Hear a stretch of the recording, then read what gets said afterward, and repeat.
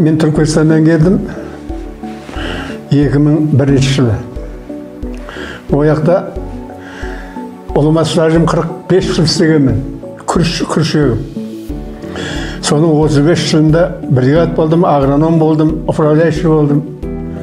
Сондай қызметтерді істедім. Пенсияға шықтым. 2001-де келдім, 4 жылдан кейін бе пенсияға шықтым. Содан бері пенсионермін, үйде жатырмын. Мен де Түркменстаннамын, сүйірдім, бірге болдық. 2 жыл отастық, 61 жылдан бері қарай осы ақсақалмен отастық қой. 60 жыл. Күрште повар болып істедім өзіміз ақсақалдың қарауында. Өшіре келдім, пенсияға шықтым, пенсиядан кейін осы давление деген тап болды. Давление деген бұрын жоқ еді. Содан соң бір азар көрдім, біраз жүрдім, қайда-қайда доғдарға түсіп, қайда-қайда доғдарға түсіп. Ол доғдардан маған ондай пайда болмады, оған давлением қайтпады. 4 рет түсті 1 жылдың өзінде.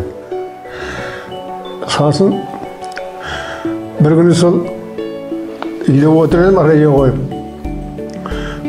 Радио не естіп отырсам, сол ламефемді айтты, осы ауруларға, пәлен ауруларға енді. Сосын сразу несіне қарадым да адресіне звонок қылдым. Бір ертеңіне ме әкелді, сразу әкеліп берді үйге. 6 ауыр. Соны ішіп бастадым, соның жартысын ішкенде маған пайда етті. Бұрынғыдай давление, ондай басым ауырмайды. Өзімді жеңіл сезіндім де. 6 ауыр ішкеннен кейін осы нормальный болдым. Бас ауру дегенді ұмыттым. Енді ол бас аурудан басқа да менің ауруым жеткілікті. Бауырымда да ауыратын бар еді, асқазанымда да бар еді. Аяғыма ауыратын еді. Оғанам іштім, жақтым аяғыма жаңаны, ламеференді. Бұғанам пайда етті. Енді аяғым қазір ауырғанда жаңа жағам, жақпаса болмайды. Ішіп жағымын көрек обязательно. Соның үшін енді осы күнге шейін алып жатырмын, ішіп жатырмын. Ол менің жақын таныстарым көп қатынасып жүрген.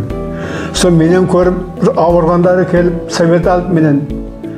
Сен осы ламеференді ішіп, тәуір болып дейді, рас па? Рас. Деп оларға да совет еттім, айттым. Сендерім алып ішіп көрің. Көп адамға алды жаңалар. Алып ішіп пайда етті бәрді. Бәрді келіп рахметін айтып кетіп жатыр. Оны неше өкеніммен ұлыма көп. Осы үйімде балам ішеді.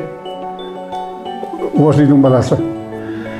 Өзім ішеді, мына кемпірімден бұлам науқастанып 1-2 жылдан бері. Бұған мен ламеференге үйреттім. Енді қазір бұл ішіп жатыр, енді ұлыма бұны кәм жаман емес, бұның асқазанында бар ош. Ол енді сондай көршілерді алып ішіп жатыр, келінімізді алып ішіп, бәріне сәбет беріп, нөмірін етсеңіз... Бәрі пайда етті деп жатыр ғой соны. Мен айтқан зат пайда етті деп жатыр. Маған пайда етпеді деген естіпедім мен. Мен аяғым ауырады деп алдым ғой, давлением бар сосын аяғым ауырады. Мына давлениеге де пайда етеді, мына аяғы ауырыңға да пайда етеді. Қалай пайда етеді?